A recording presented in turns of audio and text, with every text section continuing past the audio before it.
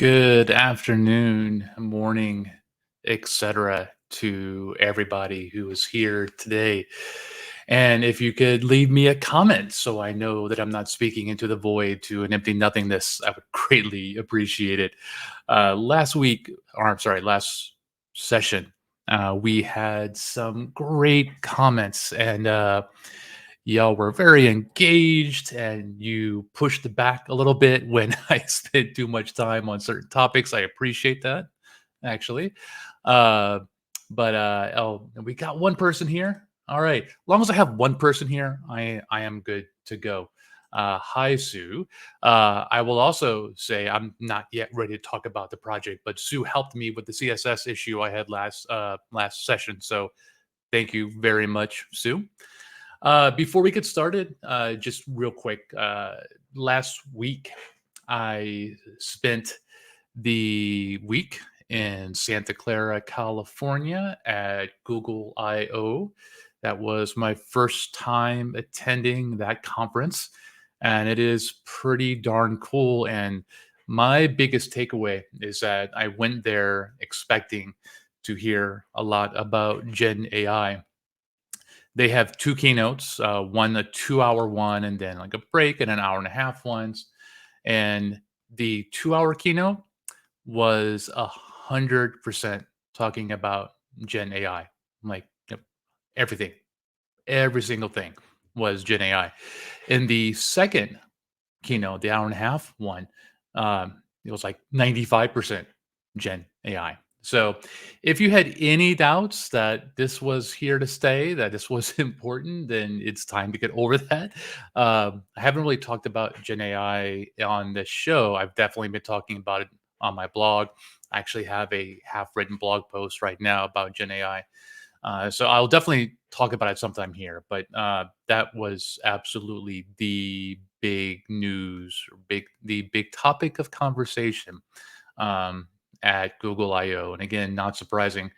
Um, yeah, yes, indeed. I have no concern about them killing their Gen AI APIs per se. It wouldn't surprise me if some of the things that use it may go away, or if they add it to something, they may take it out. As kind of excited I am about the space in general, it's insane seeing like every single product is getting Gen AI now, and that's probably not a good idea. My toaster does not need Gen AI in like any respect at all. But good conference if you get a chance to go. I believe it's lottery. I am a Google developer expert, which is kind of cool. But that got me in myself. I think outside of that, I believe it's free or it costs money, and there's definitely a lottery. So it may be a little bit hard to get into. I know Microsoft Build is happening right now. I've done that in the past, and I like that conference, but I've not I've been in meetings all morning, so I've had no chance to look at any keynote announcements or anything like that. But I would be willing to bet it's going to be 90 to 100% AI related. And if I'm wrong, I will eat my hat. So that being said, the topic of conversation this week is to finally finish that darn PWA ification of the application that we were working on last week. So what I am going to do is go ahead and move my window over there. By the way, whenever you see me doing this, that's what I'm looking for, comments and stuff like that from y'all. And let's switch to sharing my screen. And there we go. So let me actually, it's kind of broken now, but that's all right. Let me load stuff up here. Show you the application. 8080 is already in. Oh, I know what it is. Hold on. Let me kill that. Do that. Dub, dub, dub. There we go. All right. So the application that we were building was a wrapper for the dad joke API, with the idea being it just shows a dad joke. You hit a button and it loads a new one. And as part of the PWA process, we've done a number of things. The first week was generating that manifest file. And if you remember, and Scott always reminds me to make my font bigger. He hasn't said it yet, so I did it before he could. That manifest file was basically all the information that when the application installs to your desktop or your device screen, all the information about the title, the icons, and stuff like that. So we automated most of that. That was no big deal. Again, as a reminder, that is going to be a link tag. That's line 8 right there. That tells the browser that my manifest is located at so and so location. We did that. The next part was the service worker. And the service worker is a file that is loaded for the web page and can control multiple different aspects of it, but primarily what people use it for is to control network access in support of an offline application.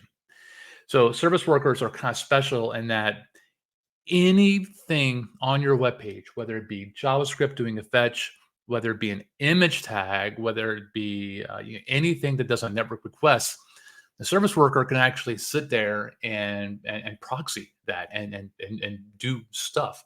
Again, primary idea for that is to handle an offline system. So we had begun that work, and let me show you where we had started that. App.js it was initially just the on load, get a joke for the button, wire up a click handler, on click, go get a new one. That's that get joke function right there. But we also did the work to load our service worker. That is in register service worker, and they scroll down to it, and it's using a browser API to basically register uh, a service worker based on a URL path and passing a scope. So kind of like cookies don't have to be for your entire .com. Cookie can actually be for a sub portion of a domain. Service worker, same thing. It could apply to subpath or the whole thing. Most of us, especially in context of building a PWA, like you're building an app, the service worker scope you'd want for the entire thing. Very important thing. If you are a web developer, and my assumption is that most of you are a web developer, you probably work with localhost or 127.0.0.1 quite a bit. I know I use a command line program to fire up a web server. You could see it right there in my terminal. I actually pointed to that. I realize y'all can't see me point. It has that. So yeah, I'm sorry, brain fart. I'm using localhost. My service worker is bound to localhost or 127.0.0.1. What that means is if I kill this and I go work on some random, completely different web application, and I fire up my, fire up my little web server, that service worker is going to load again because I told it to, hey, you belong to localhost slash, you belong everywhere. And that could absolutely break things. So I'm going to show you how to fix that with DevTools. We'll open up DevTools real quick. In the application tab and in service workers, let me make that a little bit bigger for y'all. And again, y'all, if that's too small still, let me know. But this is reporting that there is a service worker involved and there is an unregister button that you could click and it will kill the it will kill the service worker. I have to show this comment. Nice shirt, yes, from my buddy Scott. He was in Disney. He picked this up for me. Flynn's Arcade for the win. If you don't know what Flynn's Arcade is, you are missing out on one of the best movies ever. So let me get that back down. And all right, so we had begun that work, and let's actually look at the service worker. Let me minimize, make this a little bit smaller. We don't really need that. All right. So the service worker did a couple of things so far. It has an event listener for the install event. This will be fired automatically for service workers, and it's going to cache my resources, which is just the app manifest, index.html, one CSS, and one JavaScript. If I had multiple images like UI image, like button, whatever, I could just add that. This is all chaining to a function here, add resources to cache, and just working with the caches API. This is built into the browser. It's opening a bucket, and that bucket could be named anything you want, but this is also a great way to handle versioning. So I think typically you'll see like V1, V2, etc. And then basically just caching everything. The second part we had was an event listener for fetch. And basically what it's saying is every single network request, I want you to respond with what's in the cache. Now, this means that we will have an error. And we ran into this error right at the end. Let me just kind of scroll this down a little bit. Don't show that again. All right. So in theory, I'm going to reload. Now, the service worker was loaded. You can actually see service worker installing. It was loaded, but service worker doesn't take effect until the second time, until it's actually properly loaded. So I'm going to reload here, and things are going to go to hell. And then, bam. So what happened is that it tried to hit the dad joke API. It also tried to load one of my assets from the manifest, uh, and it failed. The reason it fails is because our code says every single network request you are only going to load from the cache. And because I'm not caching the API, I can't cache the API. That's not going to work. That's all right because we were using this great little resource at MDN. I had meant to make a banner for this, but I will share this URL in our shared chat. Comsal like that. All right. This is a great little guide and actually kind of walks. It's what I've been using in this tutorial to kind of build the service worker. The next section where we ended up was, what to do if it's not in the cache. And I love their very simple code. Essentially, try to respond from the cache. And if it's not in there, do a network request. So we're going to copy this code and switch to cache, basically cache first. So we'll go in here. We will add cache first as a function. And did we just change that? Yep, cache first. So instead of just using the cache API directly, essentially, in this handler, we're instead chaining to a utility method, which is basically saying, if I'm in the cache, use it. Otherwise, do a normal network request. In case you're wondering if this as well could have issues, yes. Yeah, we can get way complex with this. But for right now, in theory, because I didn't cache the dad joke API, this should make it work correctly. And let me go back to my app, reload. And reload again. Hold on. I think I know what. I think I need to update the service worker, reload, and now it's working. Yeah, I will talk about that more later on. But if we go back to console, clear that, reload again. All right. Yes. Cache. Oh, cache is first. Is not. That's not there. Let's save it. Typo. All right, and reload. Oh, I forgot it's automatically reloading. And my career's limit cut down. Yep, and it is working. So what we changed was basically only use the cache for my assets. Don't use the cache for API. This will partially help with being offline, and it's probably good enough, but let's actually see what happens when we go offline. And this is going to be great because it's going to hit on something that Sue asked last session. So I am going to go offline in my DevTools and go back to console and reload. And it worked. Let me reload. Let me reload one more time. It should not be working because we are offline. Oh, that is okay. So the reason that I thought it wouldn't work, I knew that the service worker would handle the cache for our HTML, CSS, JavaScript.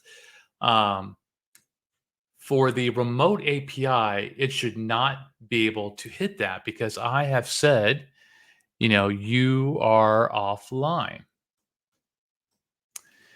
But what's interesting is that even though I'm offline, it's still letting the remote API work. And I think I just discovered something interesting, and that is the service worker is kind of bypassing the DevTools.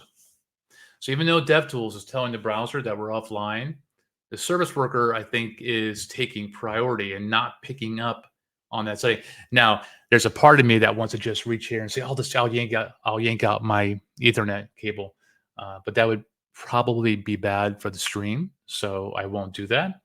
But that does bring up an interesting problem. Like, I wanted to show you this failing because the cache is obviously there, but the API is not there. So let me show, and this goes back to what Sue was asking. False. Okay. So Sue had asked, is there a way to detect if you're offline? There is. You may not be able to see that. I'll make that bigger. There is a navigator variable online that literally points to being online or offline. And right now it's saying false because in DevTools we have set that. If I go back to no throttling, essentially online, and do that again, I get true. There's also an event that you can listen to that will detect that. Now, what I wanted to do was go offline and show you that, look, the API doesn't work anymore. But like I said, the service worker seems to be overruling the DevTools setting. If I were to yank out my Ethernet cable, I would definitely be offline. It would absolutely work. So that could be my fault. Could be something I'm doing wrong. But for now, I am just going to say that we're going to pretend to be offline.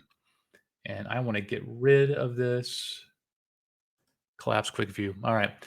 So I can't show you it breaking it. We're going to have to pretend. And then we're going to have to find a way to handle this API being offline. So the first thing I want to do is just check, see if I'm online or offline, and then we'll figure out what to do next. So that's back in my app.js, and I have a function called getJoke. It does the network requests and it takes the response and return it. So what we're going to do is say if navigator.online, do all that, and then otherwise, else. For now, heck, we'll just alert offline bozo. And I save it. It should reload automatically. Why is nothing working for me? Ooh, because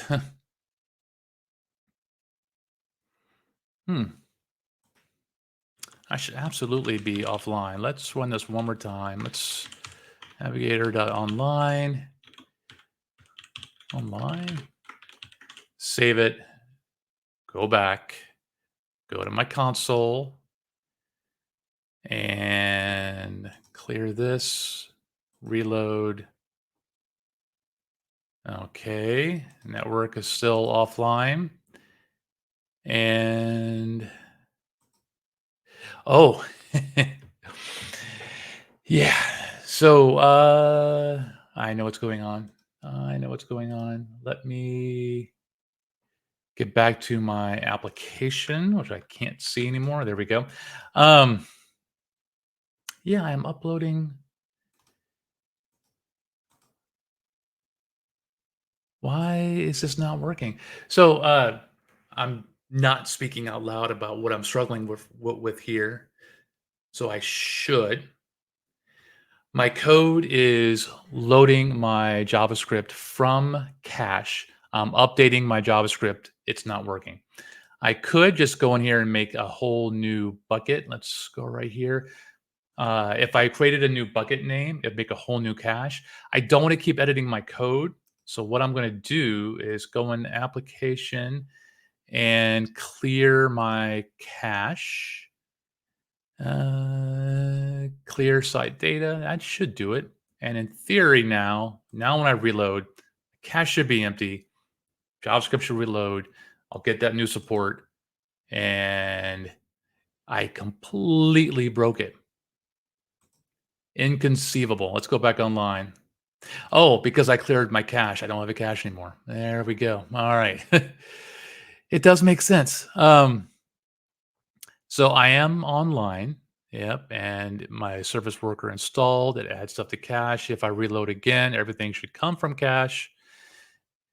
Yep. Yeah. Service worker is active. All right. Now, if I go offline, it's going to work. And by the way, this kind of dance I'm doing with the service worker and updating my JavaScript and stuff.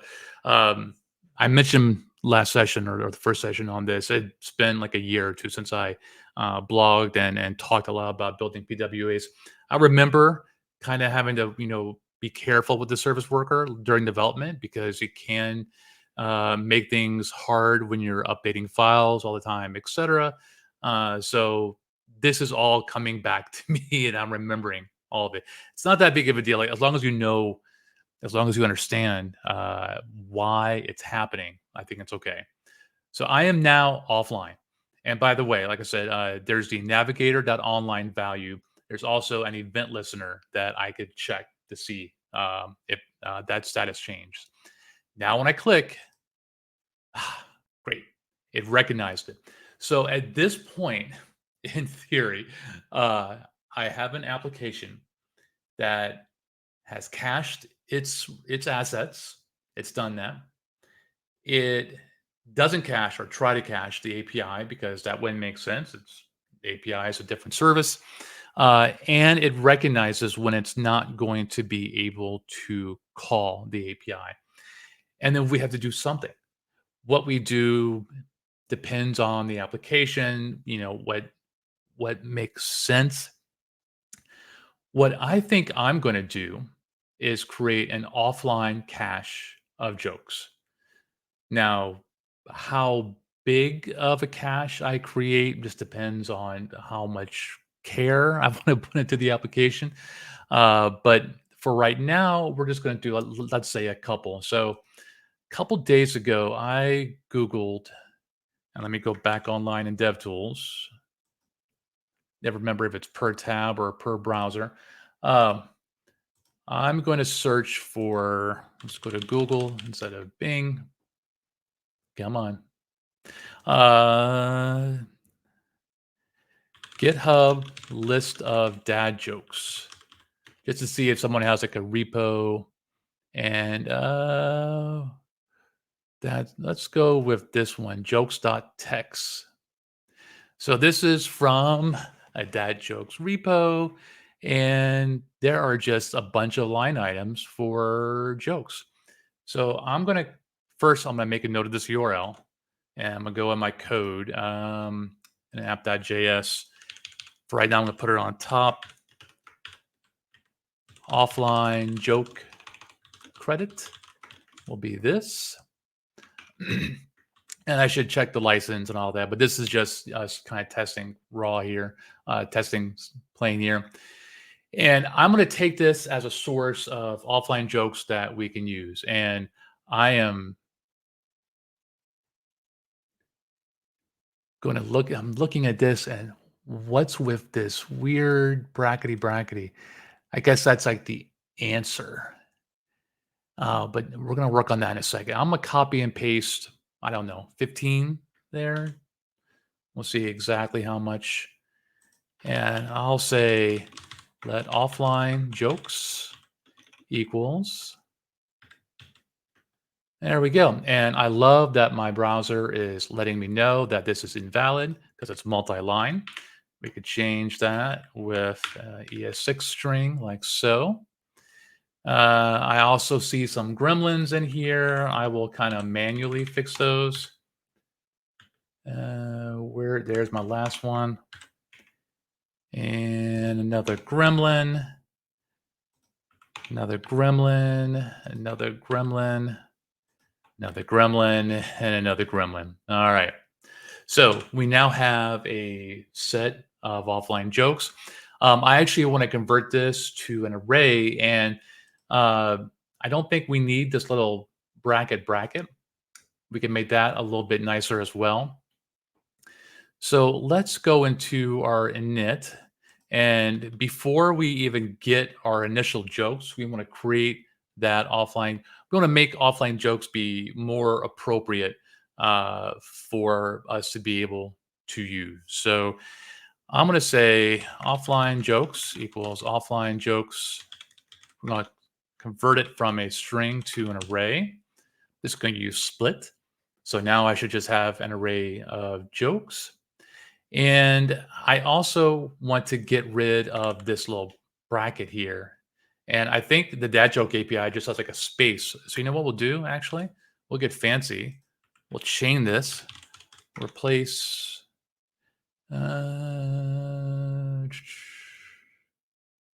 Is there a replace all? Always forget if I know you can use a regex to replace. So I swore that let's go to MDN, replace all. Yep, it is. I'm not sure why Visual Studio Code is not hinting on that, but so we will replace all that with right now just a bracket. So first, get rid of those brackets, convert them to spaces, and then convert the whole thing to an array. So at this point, we have an array of jokes. We have that ready, and then in get joke, we can say, let's just console.log offline jokes, just to make sure it's there. Save it, reload, and come back. And offline bozo. So again, my service worker is caching. I'm going to clear my cache. Feel like there should be a quicker way of doing this. Maybe there is. Clear site data. Make myself online so I can actually get stuff. Reload. Let's go offline and let's see that thing. And yes, so we have 17 of those jokes. So all we need now to do is pick a random one. And that would be, and I'm going to use MDN again, random integer range. I actually have this in a local notebook, so I load it all the time. But MDN has a good example of picking a random number between two values. And their first example, it would be from 0 to 1 minus the max, which happens to work perfect for an array. So I'm going to copy that.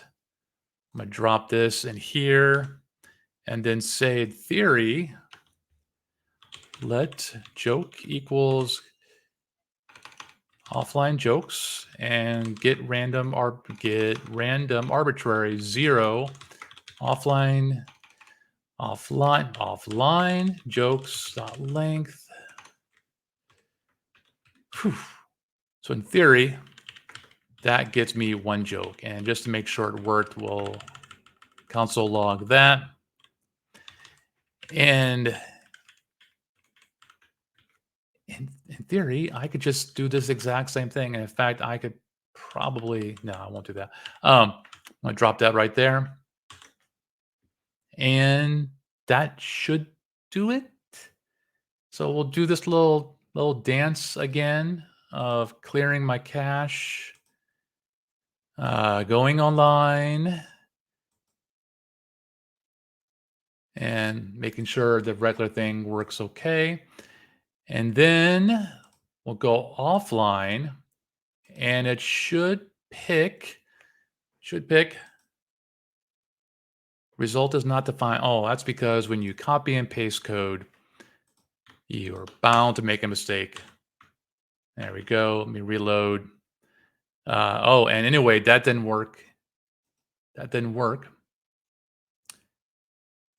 So why did that not? So you know what I'm gonna do? I'm tired of having to reload this. I'm gonna and false. We're always going to be offline when it comes to picking a joke.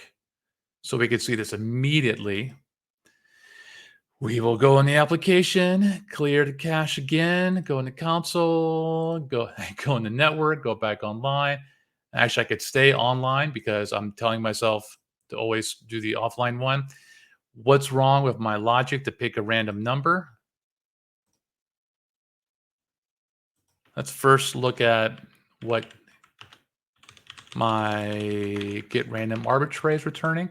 Should be a random number between 0 and the length, so 0 and 17. So clear cache again. This is not getting old, I swear. Reload.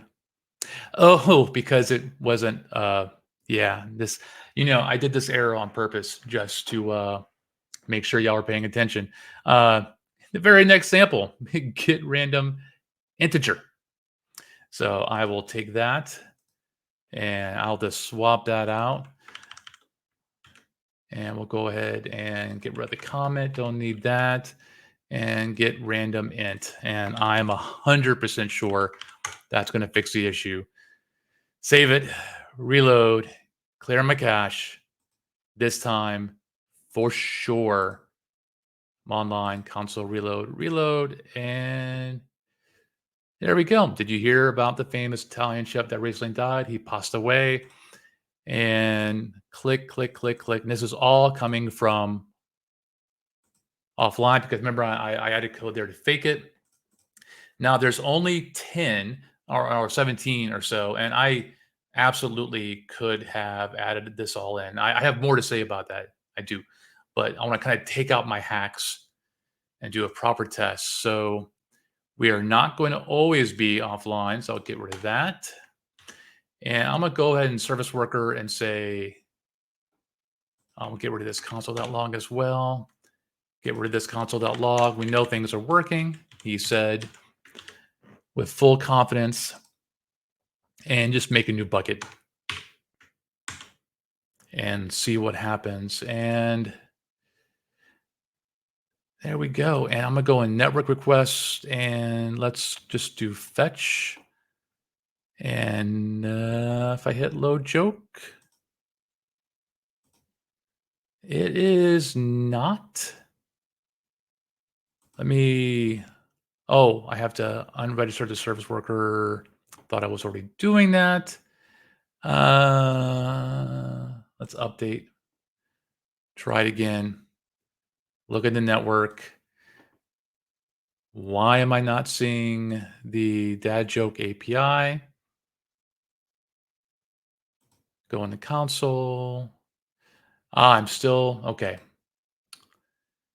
We're gonna nuke this service worker completely and reload and see if it came in. ICANN has that joke. There we go. We'll filter on fetch, and that is it. Oh, by the way, I filtered on fetch because I wanted to see just the API, but the service worker is also using fetch. So that's why that is showing up right there. And you can see that little gear.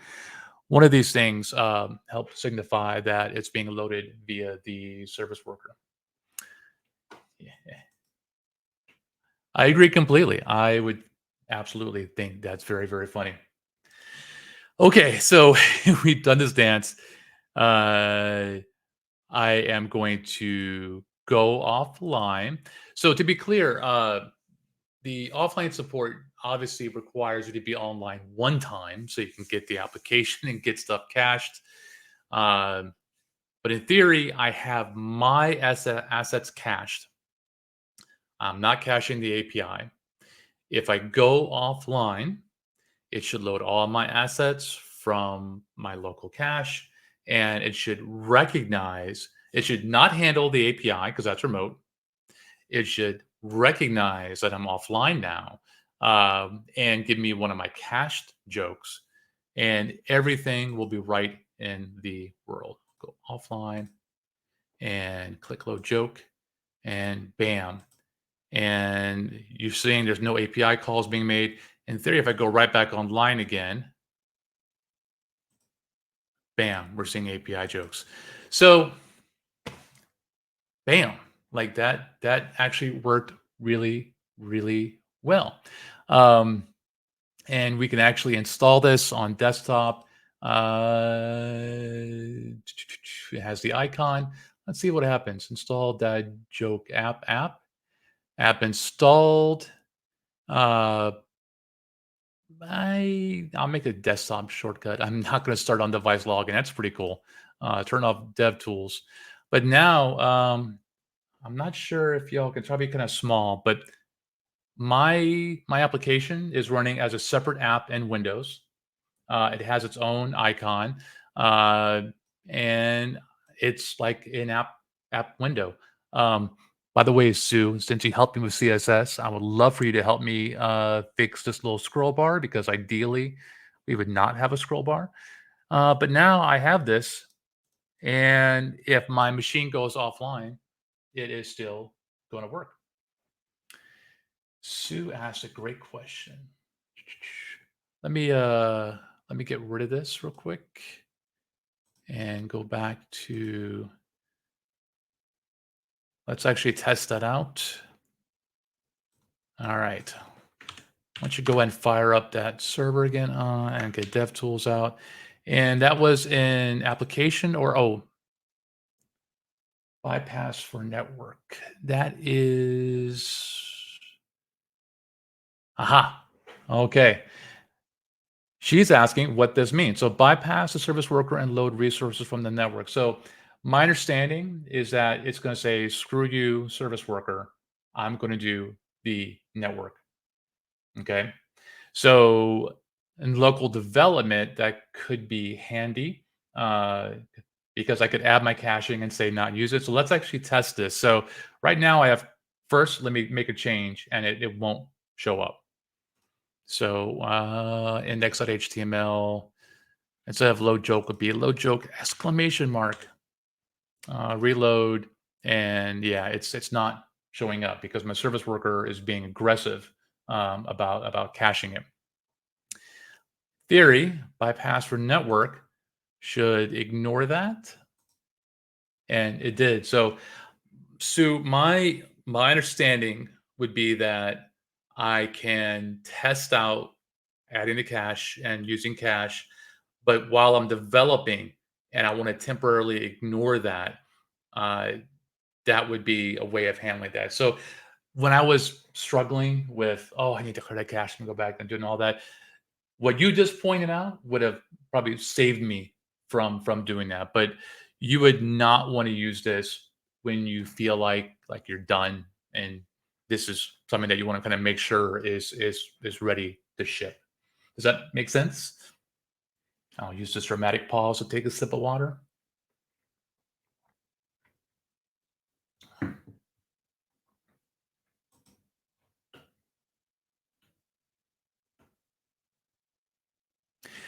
I always expect like immediate responses, and I forget that like the stream is like 5-10 seconds behind. So I have turned off bypass. I do want to show one more thing. Let's do one more thing. Was update. Oh, hold on. Let me go offline. Something I wanted to show. Go into console. Yeah. I'm not seeing it now, but so one thing, this WebSocket connection, you may be wondering, like, why is there WebSocket code? He's not doing any WebSocket stuff. I am using a tool called Live Dash Server. I say that. What is my W? Yeah, live server. It is a local command line tool that fires up a web server and it does automatic reload. I have Todd Sharp to thanks for showing me that. But if I type code, I hit save, it will force the browser to reload. So that's why you're seeing that there. And that error is because, get back to it. That error is because I told it to be offline and it can't use the WebSocket thing anymore. But in the real world, that WebSocket is not involved in the production application. And hopefully that makes sense. Let's stop being offline and do that. So my whole thing of using an array of cached offline jokes. I didn't have to do that. I could have put a big UI panel and say, sorry, no jokes for you. I could have done that instead. And again, by checking navigator.online, another option would have been to wrap that fetch call with the try catch and see what kind of response I get. Um, Now, I believe if I'm offline, it's not going to throw an error, but the status code at least would say something to the effect. I could do more to check that fetch call. And really, if you're using any third party tool, you should probably be doing that. But this should handle most cases. I just don't have to think about it. Another thing that I could do if I wanted to get more complex, every time the user hits this page, they are going to have to download this block of code, which is probably less than a K, but whatever. They are going to have to parse this, do string manipulation, turn it into an array. I have more options than that. I could actually store it in the browser using something like local storage. Local storage is a key value system that allows you to store data on the user system. I could also use something like IndexedDB, which is a miniature database actually that ships with all browsers. And I could put a million jokes in there. And in fact, I could skip using a remote API at all and literally just ship with a million API, a million jokes, such that if you go offline, that's okay. Or even if even if you are online, just use your own cache for that instead. Uh, there are options for that. Now, if I had a million jokes, I would not have it as a string in here. I would instead, yeah, maybe have on my file system a jokes.txt, and in my init, check to see if I have a cached version of the jokes. If not, do that initial fetch to get the data, parse that giant string, enter my data into the database, and then have the application start up. That would make that first run absolutely a little bit slower. I don't even think even like horribly slow, like maybe 5 seconds at that. It would definitely add that initial hit of doing stuff, but then after that, it would be even quicker because it's no longer hitting an API to get the joke. Not that it was super slow. Yeah, I'm online. Uh, yeah, it's taking less than a second, but it'd be even quicker if it didn't have to go anywhere at all. So it's about 45 minutes. We have our PWA done, and let me get y'all's opinion. I feel like the topic of the PWA is finished. If y'all want, we can talk about IndexedDB next week or I'm sorry, next session, and we could get rid of the API and do that idea of, let me try to load up a good chunk of data. I could use this person's GitHub repo and use that, and we can make this application be completely offline supported and default to offline, and just have that. So do not give a joke in the database. Yes. So Sue, I love this question because the whole thought process of What does your application do the first time they're there? What do we do the second time? What do we do when we're offline or online? Thinking about that and making trade-offs, right? Heck, if my plan was to download a database of like a million jokes, right? I could in my JavaScript have something like this. I keep something like this, keep 10 jokes, right? And if I'm thinking it's going to take about 10 seconds to download that large text file and insert into the database on that first and only, I could only give you like 10 jokes. And you can imagine at first, like, oh, that's funny, 1 or 2 seconds. Oh, that's funny, 1 or 2 seconds. And in that initial usage, you're also at the same time downloading the giant cache. And then just when it's done, stop picking randomly, start picking from the database. So in that case, they don't even notice that you're downloading a lot of it. You should maybe tell them, but they're not even noticing. So that also goes back to the service worker I did where uh, we kind of iterated for them from always the cache, or if not in the cache, do the network. You could also have code in here that tries the network first and then hits the cache as well. That can get you can get really complex about that. Uh, I like thinking about this. So my wife is so good in terms of every time she has a problem with the website, she tells me, yeah, because that's my business. So I hear about this all the time, but like everything she runs into are real issues that developers like tend to gloss over. Uh, but that hits regular people and makes their life harder than it should. And we should be working better. There you go. That's my soapbox. So I got at least 2 votes for talking about IndexedDB. I love talking about IndexedDB. So heck yeah, we'll do that. I definitely want to do Gen AI soon, but I'm gonna do that. I'm gonna do IndexedDB. And one thing I will do. Let me go to my banners real quick. Uh, this code is up on my GitHub repo. Uh, you know what? I was going to say I'll update it afterwards, but why not update it now? Git status, git add. I want everything here. Notes is fine too. Git commit. We did it, baby. And push. So all this code is up on the repo. This is in a folder called PWA1. And what we'll do is to get a good separation of concerns between this session and the next one, we will use PWA2. Um, so we can kind of start fresh. And also, I'm planning on ripping out the API as well. And heck, we'll use that text file. So that's the plan, and that's it. If there is any more, oh yes, I love this. Thank you, Rod. Absolutely, yes, because we're not regular at all. Oh, actually, oh no. So Eric is asking, does it have a time to live? No, it does not, because we just plopped it in cache. Period. We didn't put any kind of timestamp on it at all. I I believe you could do timestamps and stuff like that. I'm not sure how hard it is, but right now it is live forever.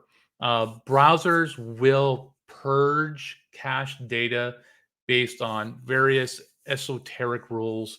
I think Safari is the most mean about that, whereas like if you've not used the web app for 7 days, it's like screw you, gone, which is pretty bad in my opinion. But right now, the code is basically live forever.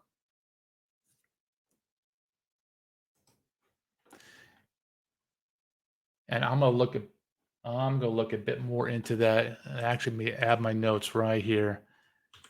Eric question. I can't type live question. Check caches API for adding a TTL. Boom. Okay, that's it. So let me switch back to this.